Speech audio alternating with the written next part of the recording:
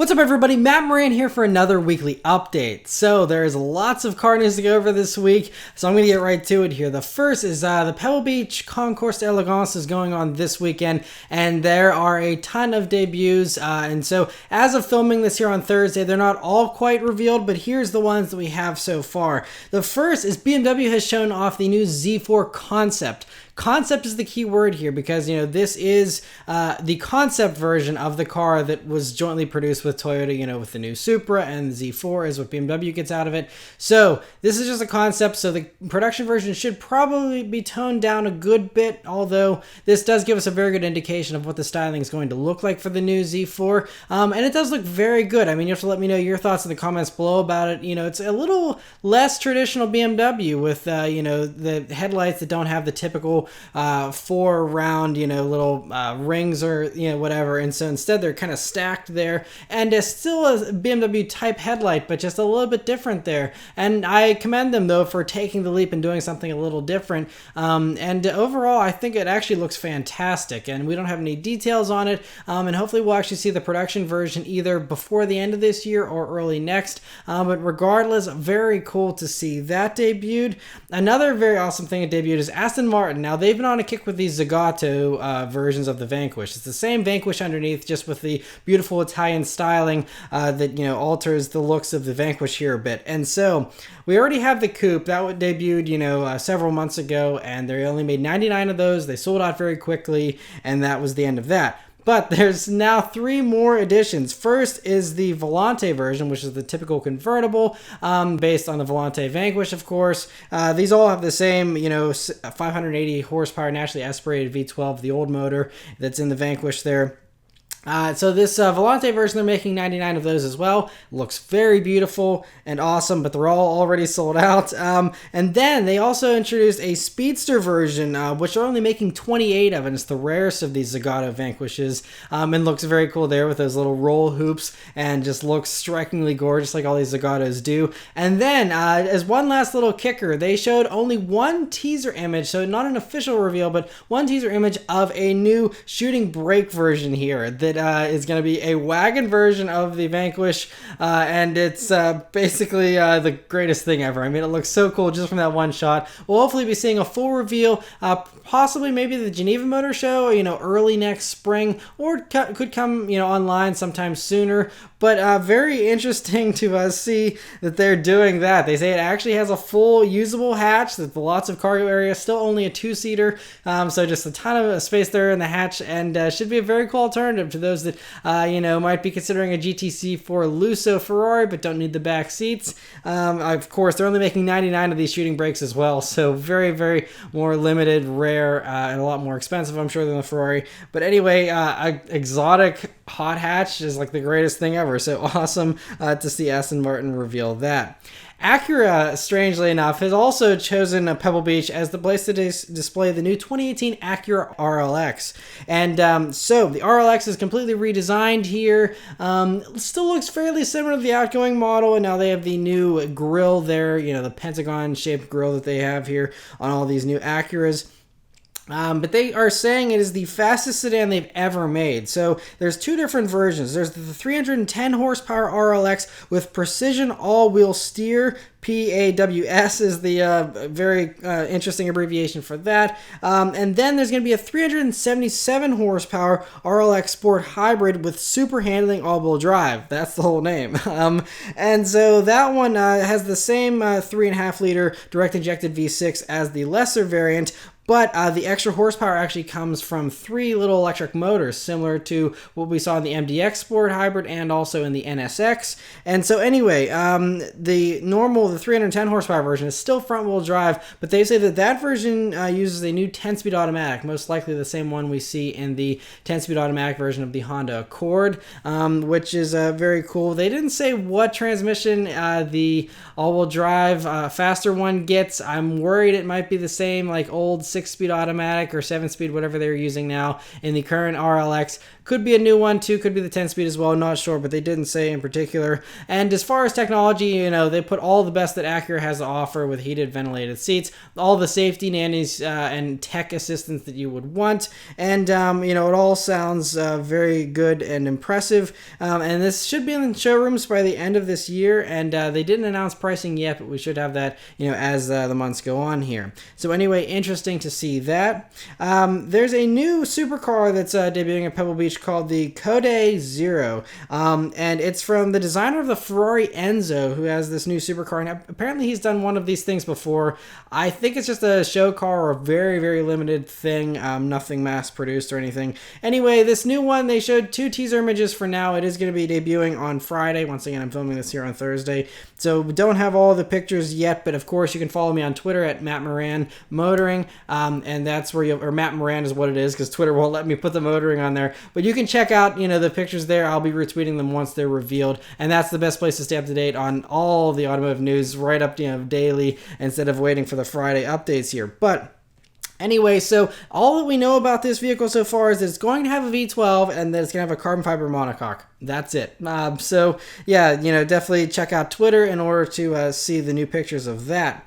Infiniti had a very interesting reveal of the Prototype 9 at Pebble Beach, and this Prototype 9 answers the question of what an Infiniti race car would have looked like in the 1940s, which is a question I didn't think anyone asked. A very strange thing to even bring up, since Infiniti wasn't even a thing. I don't think Nissan was even a thing in the 40s.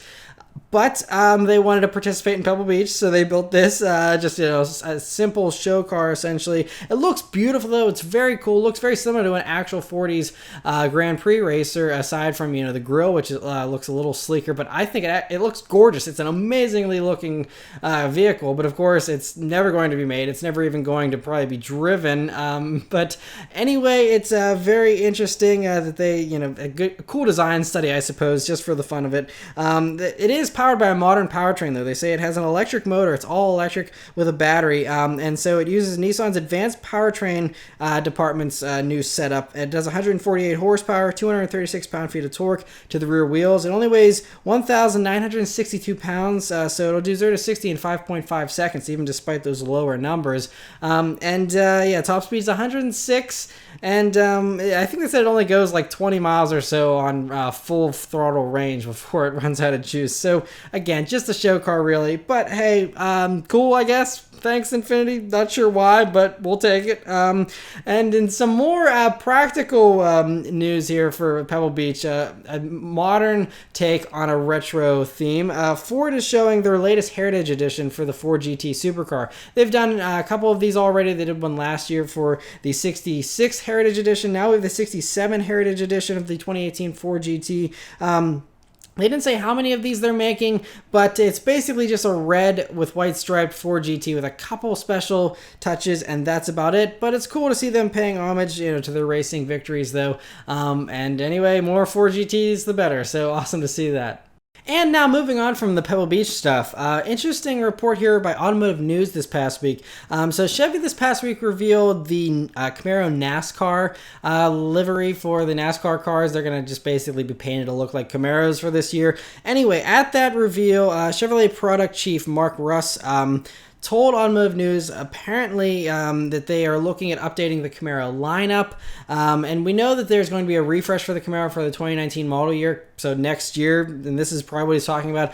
He's saying that one of the updates may be a cheaper V8 model. So his exact words, according to Automotive News, were, "I think we've got opportunities at the very low end of the Camaro range and some remix of some of the V8 options on it, so we don't force people to buy all the options with a V8 just to get a V8.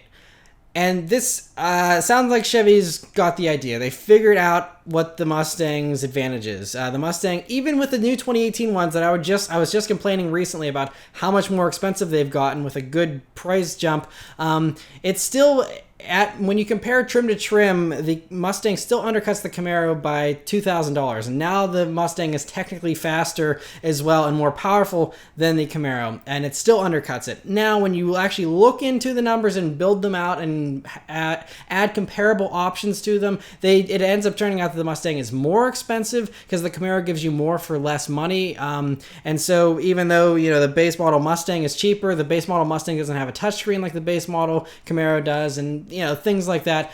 So, but I think Chevy's just kind of figured out that, you know, people just want a V8 manual transmission, cool looking muscle car. They don't care. That's why this Challenger's selling so well. The Challenger RTs are way down on power. I think those have like 385 horsepower, which is like almost 100 less than the other cars, but it's a V8 muscle car, and that's why they're selling like crazy, because it's cheaper than the rest. And so, you know, it's very popular because people just want the sound. They want to say they have a V8, and, you know, the pride that goes along with that, you know, as shallow as it may be. And so, you know, that's why you know, this is, I think what Chevy's kind of realizing is people don't care if it's the most amazing handling vehicle ever, and people don't care if the numbers are better. At the end of the day, people, you know, the average Joe, now us enthusiasts, we love, you know, the Alpha chassis is amazing, and the new Camaro is definitely the hands down the best performer out of the three muscle cars, or whatever you want to call them. But, you know, the average Joe doesn't care. Like I said, they just want the V8, and so I think they're going to do a stripped-down version. And I think that's an excellent idea, because even the base 1SS Camaro, while it has, you know, cloth seats, you still get, like, the digital gauge portion there in the middle that's really large. You still get the larger 8-inch touchscreen and a bunch of other goodies, you know, spoiler, all this kind of stuff, and Brembo brakes as standard on a 1SS Camaro. I think they could, you know, do maybe lesser brakes, or even if you want to keep all the safety stuff there, you know, just have the smaller screen out of the Camaro RS, you know, from the V6 and 4-cylinder versions. That's a 6-inch screen instead of the 8-inch, or it's a 7-inch instead of 8-inch. It's very close in size. Still does Apple CarPlay, Android Auto. Still a great screen, but just a little smaller. You could put the more basic gauges in there out of the, you know, lesser performing Camaros, and have a stripped down version with, you know, smaller wheels, no spoiler. And I think that would sell very, very well, because a lot of people would just go to the aftermarket anyway and replace those parts. And so if they don't have to pay for that stuff up front with, you know, all these extra gadgets they don't want, then it will hopefully translate to better sales, because, you know, the Camaro is still the sales loser out of the three most months. And so, you know, I think hopefully this will help, along with maybe a slight little restyle they'll do for 2019 to help get some jolt into the Camaro sales that it much badly needs and deserves. And so very interesting to hear that, and sounds very good. And other stuff. Now, there's a bunch of spy stuff this week. Lots of spy shots. The first is another car that's going to be more affordable performance, and that is the Hyundai Veloster N. So, it was spied with less camouflage this week, so we can now finally see more about it. And what we can see is that it actually is going to be based on an all-new Veloster. We know it's all new because not only are the front end and the back end completely new, but there's also larger windows, which means they either change the doors, raise the roof, but major structural changes that lead us to believe this is an all-new vehicle, not just, you know, a slight restyle or refresh. So up front there, you can see a larger grille, looks awesome. In the back there, they got rid of the split window rear hatch that you see on the older Velosters, and now it's just a single pane of glass in more traditional fashion. You can also see the taillights are more close to that rear glass now, and a little longer and wider as well. And this one, being the N model, is going to have that larger spoiler you see, and the more aggressive body kit on it as well. And it looks very promising. Now, so we're first going to see the new, I think the new standard Velosters at the LA Auto Show. I'm not sure if the N version will be showing up at that point as well, or if that'll be next year. But, you know, it's going to probably be using the same power plant that's in the i30N, which we do not get here in the States. But, you know, in Europe, they get that. It's got 271 horsepower, 260 pound-feet of torque, 6-speed manual, limited slip differential, all good stuff. And that'll most likely be all the stuff we get here for the Veloster N, although it might have slightly less horsepower if it's on an American gas tune versus the higher octane tunes they have available there in Europe. So maybe 260 horsepower would be safer to guess, something around there. But anyway, very cool to see that outspied. Another Hyundai that was spied running around was the new Santa Fe. Now, we've seen this many times now, but now we see it in two different places. First, we see it on mountain roads in these official spy photos, and I'll talk more about those in a second. But also, the back end of it was spied in LA, actually, by Matt Mark Marcus, and huge thanks to him for sending in these pictures to me of the back end here of this, new Santa Fe, and looks very large. It's gonna be a 7-row SUV. Recently, a few weeks ago, this thing was spy testing on the Nürburgring for some reason. Anyway, those official spy photos actually show us the front end, and what we can see from those front end pictures are that it's going to have a very similar headlight arrangement to the Hyundai Kona, which was just revealed, and it basically is like a Jeep Cherokee ripoff. Sorry, Hyundai, but it is. It looks identical to me. I don't know.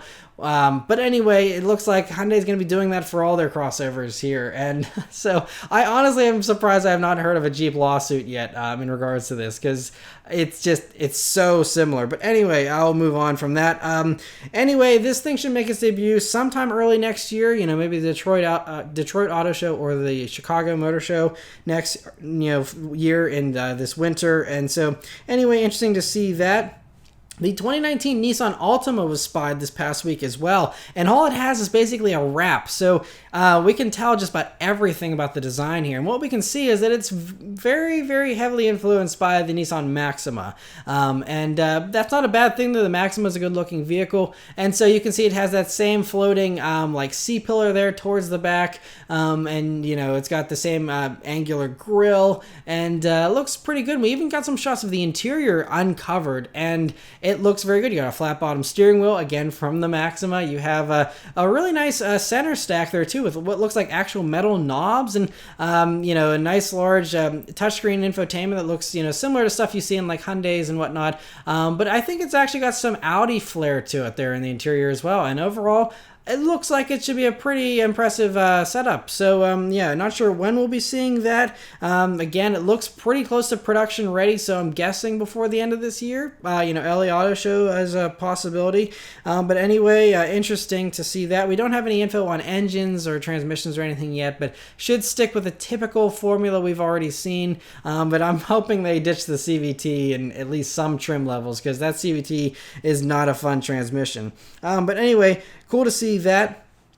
We got one blurry picture this past week of the 2018 Jeep Wrangler, and it was completely uncamouflaged, and someone just snuck a picture, I think, real quick, and you can't tell a whole lot, but you can tell it looks a little leaner here for the new Wrangler, but still very much like a Wrangler. It has a little vent there right by the front fender flares, but you can see it's going to still have removable doors most likely, and the windshield is still going to fold down, it looks like, as well, and still be very typical Jeep, although the push button door handles look like are going to change over to a typical pull style arrangement instead, and that's really about all we can gather from this. We're going to be seeing the new 2018 Wrangler at the LA Auto Show in November, and that's when we'll get all the details on it then. But cool to see that. Other FCA news: there was just 2 spy shots of the new Ram pickup truck that was spied running around. But interestingly enough, the spy photographers were able to get close up to the truck and actually put a magnet on it to see if it's aluminum or steel. We know the F-150 has been going with the aluminum thing, and it looks like the Ram is going to be sticking with steel, according to that magnet test there, which is interesting that they're just continuing on and not trying to make the truck much lighter, at least as far as the body goes, although they did say that the hood and tailgate would be aluminum, but the rest should be steel still. We don't have any other pictures of it, but there were some pictures that leaked out of a dealer meeting that supposedly showed what the new Ram's going to look like here for 2019, so who knows if it's actually going to look like that. But anyway, interesting to see that spied. Could be shown again at the Detroit Auto Show or the Chicago Motor Show sometime, this winter. But anyway, interesting to see that. Other truck news is that we have more close-up spy shots of the new Ford Ranger Raptor. We've seen it testing in Australia. We've seen it testing here in the States. And now we see some close-up pictures here of it, and they try to get some pictures of the undercarriage to see what kind of suspension setup's going on, but apparently that was also camouflaged because they don't want anyone to see the type of shocks and things that this thing is using, and I'm sure they want to do something to compete with the Colorado ZR2 with its very cool Multimatic spool valve shocks, and so I'm sure they're working on something like that. Also, they confirmed, the spy photographers, that this one was actually running a diesel engine, which again, to compete with the Colorado, which also also now offers a diesel for the ZR2. And so interesting to see that. Now, the diesel could also be something that's only for foreign markets, since those customers tend to like that a lot better than us here in the States. But no one really likes diesels, it seems, anymore, at least politically, because of all the backlash and whatnot. So not sure, what's going to happen with that diesel motor, but I'm sure we'll also get a standard gasoline engine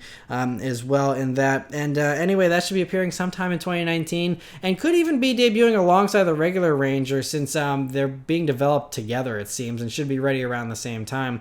So interesting to see that.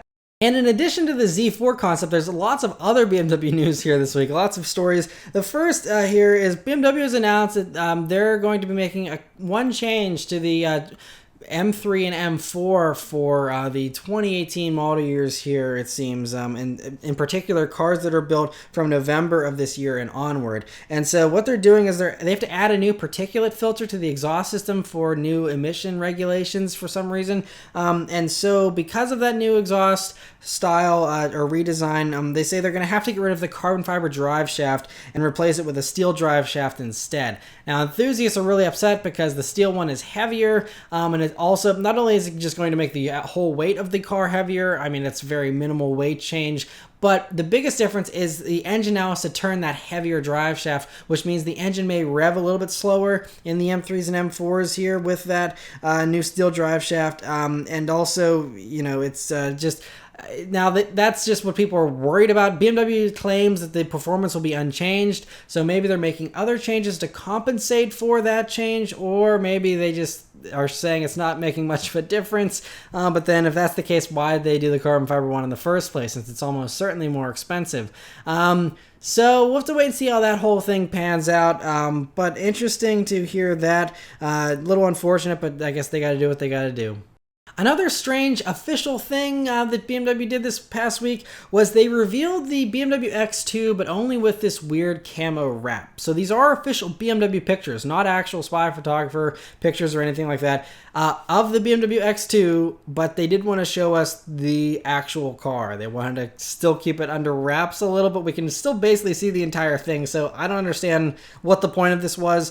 And it does look good. I mean, it looks very aggressive, still very cool looking though. A little bit more of a radical design than other BMWs here. And of course, this is going to be the smaller SUV to slot in between the X1 and the X3. And it does look very cool. I'm not sure when we're going to see the actual reveal of this thing.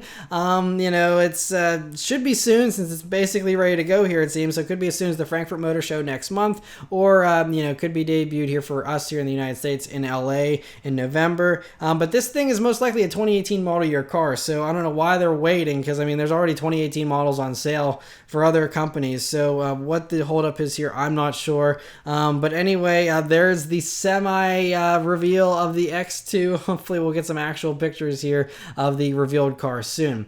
Other BMW news, though, for the 2019 model year now, we first are seeing some new spy photos of the 2019 BMW 3 Series with these awesome-looking new headlamps that are LED and just look really mean and aggressive. I don't know, just when I first saw that picture, I was like, wow, that thing looks awesome.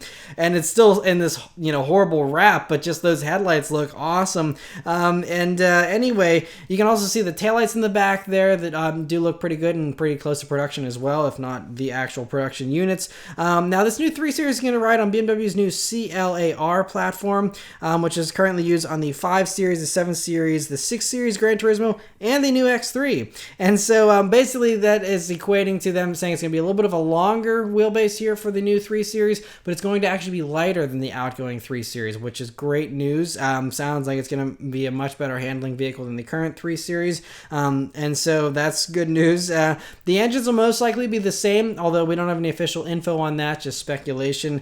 And anyway, we should be seeing that sometime next year, maybe later on next year, but nonetheless, very cool to see that. The 2019 BMW X7 was also spied with similar awesome-looking headlights, and again, looks very mean, very expensive, and upscale, and just awesome-looking. And you also see that huge kidney grille. I mean, that thing is massive. It can swallow a bird's whole, I think. And anyway, it's, the new large 3-row SUV that BMW is working on to compete with the Mercedes GLS, and also to compete with the Q7s, and even the new Escalade and Lincoln Lincoln Navigator. And anyway, there's going to be supposedly a wide range of engines for this thing, all the way up to potentially having that twin turbo V12 out of the top of the line 7 Series, the 760. And so yeah, we should be seeing that sometime next year as well. And anyway, looks pretty promising there with those awesome new headlights. The 2018 BMW X5 was also spied running around. Now this one has more conservative headlights similar to the BMW X3, so this is most likely a 2018 model year vehicle, although again 2018 is quickly approaching and basically upon us already. So I'm guessing if this thing is going to be 2018, they're going to be showing it here at the Frankfurt Motor Show, and showing it then, or the LA Auto Show at the latest in November, but that's it. But anyway, looks pretty good there from what we can see. Just looks like a larger X3, honestly. So not a huge change there, but does look good nonetheless. Mercedes this past week actually filed a patent for the 8G-tronic name. Now, they have the 7G-tronic and the 9G-tronic, and now the 8G. So they're either just putting a placeholder there because they don't want someone to take the name for whatever reason, or it could just be that they are probably, what I'm guessing is they're upgrading the 7-speed automatic to an 8-speed. For better efficiency, probably in the refreshed new C300 and whatnot. For the lesser performing models, we know the AMG ones get that 9-speed already, so most likely this 8-speed is for the slower ones there. Certainly makes sense with a lot of the other competition already having 8 speeds or higher. And so yeah, we don't have any official news aside from them just wanting the patent, but I'm sure we'll be seeing an 8-speed turning up here fairly soon.